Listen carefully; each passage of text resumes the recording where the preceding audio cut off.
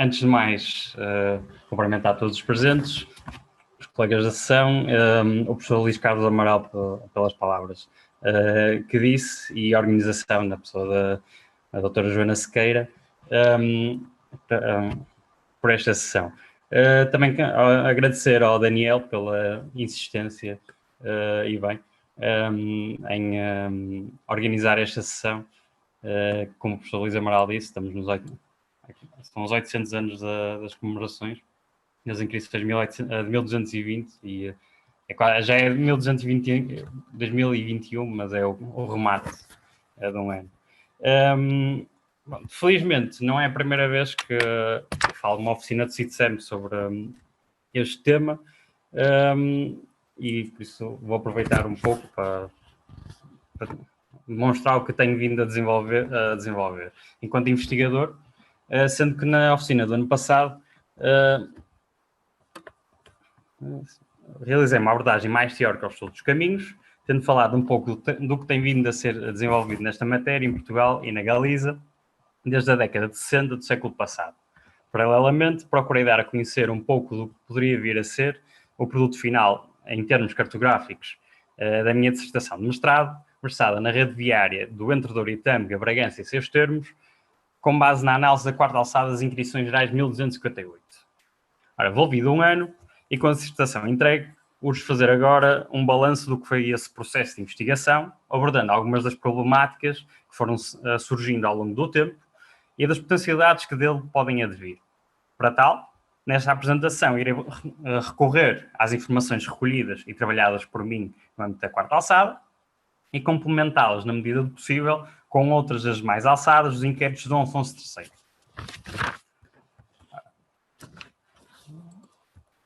Uma das principais problemáticas com que me deparei ao longo da dissertação foram as incoerências nas estruturas do registro da quarta alçada, que apresenta referências obscuras e incompletas, problemas textuais correntes, com omissões ou passagens truncadas e repetições, construções sintáticas deficientes que dificultam a interpretação dos dados, a interpretação de elementos relativos a acontecimentos históricos posteriores e a desorganização no encadeamento dos inquéritos régios, como vários autores, ainda hoje também o Daniel e o Gonçalo referiam, que marcam estes inquéritos. Paralelamente, esta alçada é composta por 2 livros em latim e um outro em vernáculo, repetindo informação de vários julgados, o que pode possibilitar estudos na área de filologia. E aqui eu coloco aqui um exemplo de uma via em Baião, no atual Conselho de Baião, em que a grande diferença, a primeira é retirada do livro segundo de inscrições de Dom Dinis, que está escrito em latim, e a segunda do livro sexto de inscrições de Dom Afonso III, escrito em vernáculo. E a grande diferença é na forma como descrevem a mesma via. Em latim aparece-nos como via e em vernáculo como carreira. Ora, isto, recordando há pouco o que o Gonçalo falou, quase teríamos que interrogar o inquiridor o porquê de a mesma informação aparecer de diferentes formas, escrito. Por isso, isto é um ponto, isto é apenas uma migalha do que é as inquirições, ou pelo menos esta alçada. No que diz respeito à análise da rede viária no espaço transmontano, os resultados aqui apresentados são condicionados pela fonte e pela impossibilidade de cartografar todos os pontos recolhidos, justificando-se assim, pelo menos em parte, a falta de uniformidade das informações. Como é possível observar, a maioria das referências incidem sobretudo na parte ocidental do espaço transmontano, ou seja, esta linha mais ou menos é o percurso do rio Tâmega, ou seja, são de 188 referências recolhidas, 154 são ao ocidente, enquanto 34 são a oriente.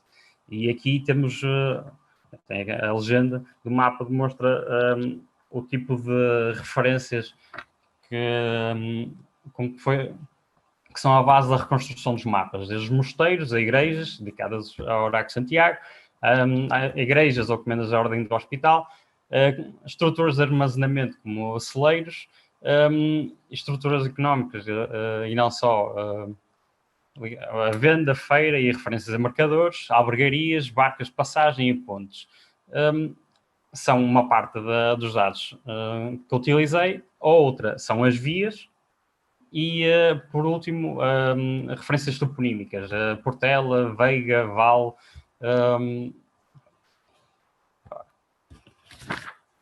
Uma das soluções encontradas para preencher este vazio, ou seja, sobretudo no espaço oriental, foi a recolha e tratamento das estruturas associadas às vias, com destaque para as barcas, pontes e albergarias, o que permitiu reconstruir alguns dos traçados com maior grau de exatidão.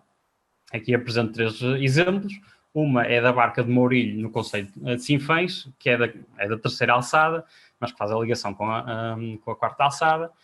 E, basicamente, os casais do rei tinham que, além do foro anual que tinham que prestar, tinham que garantir a existência de um barco no Rio Douro para a passagem dos homens régios que fossem a Núdeva e em Hoste, sem daí receberem qualquer proveito. Outra é a referência à barca do peso da régua, cuja portagem era cobrada pelo episcopado portuense. E a terceira referência é a da albergaria e da ponte de São Nicolau de Ponte do Mente, na atual Val de Telhas, no concelho de Mirandela.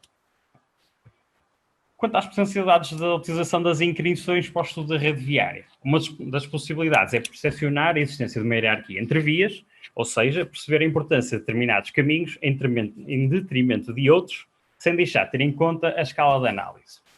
Nos dados expostos, relativos às referências existentes na primeira alçada, relativo ao espaço do Antecava de Minho, contam 72 menções.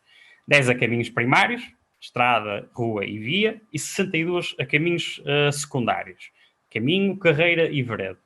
Os caminhos primários caracterizam-se geralmente por serem vias regionais e mais antigas, podendo remontar ao período romano, como é o caso das vias públicas, enquanto os caminhos secundários são associados a vias de âmbito local, utilizadas pelas populações nas tarefas do dia-a-dia, daí serem referidas em maior quantidade.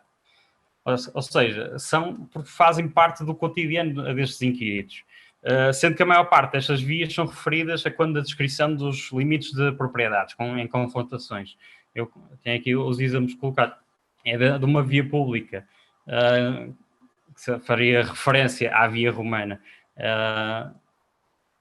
partiria de Braga para Astorga por Lugo e por Santiago Compostela e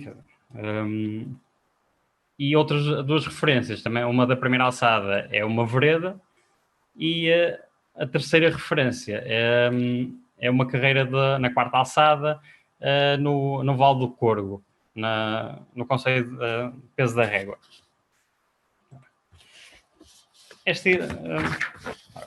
Aqui, outro exemplo de caminho primário é o da Via Veteris, que permitia ligar o Burgo do Porto aos povoados fronteiriços na margem esquerda do Rio Minho e daí a Santiago Compostela, constituindo-se atualmente como um dos caminhos portugueses de peregrinação ao túmulo do Apóstolo. Na segunda alçada é feita esta referência, não só, mas esta será uma das mais longas e mais detalhadas. E aqui agradeço desde já ao Daniel, ainda ontem estávamos a falar dela e a falar de algumas questões que suscita.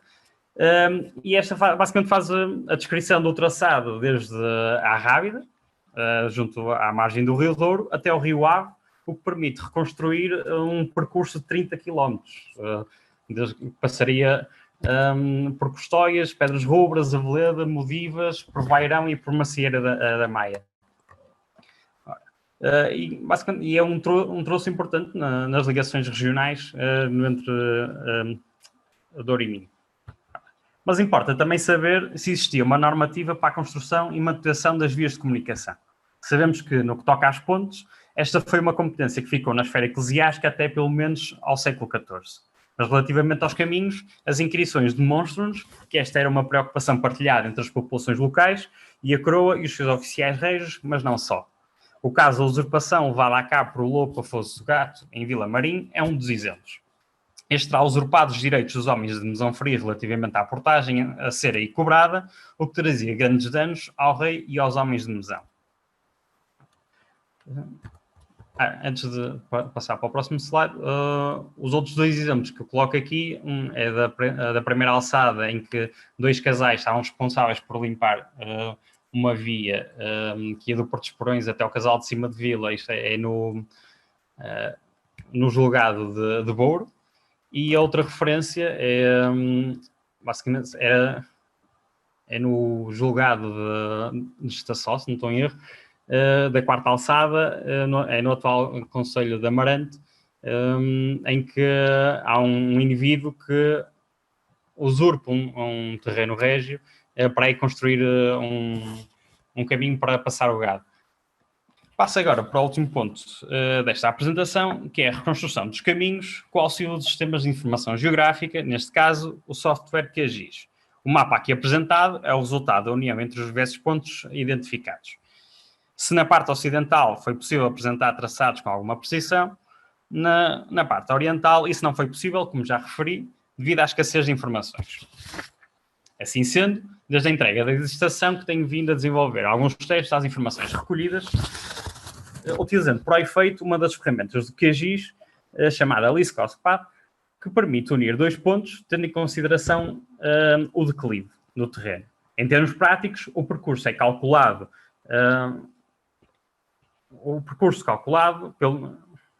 pelo caminho que apresenta menores dificuldades. Neste primeiro mapa, relativo à rede viária de julgado de Penaguião, procedia à união das referências relacionadas com caminhos, são os losangos vermelhos, tendo destacado ainda as albergarias e as barcas documentadas nas inquirições.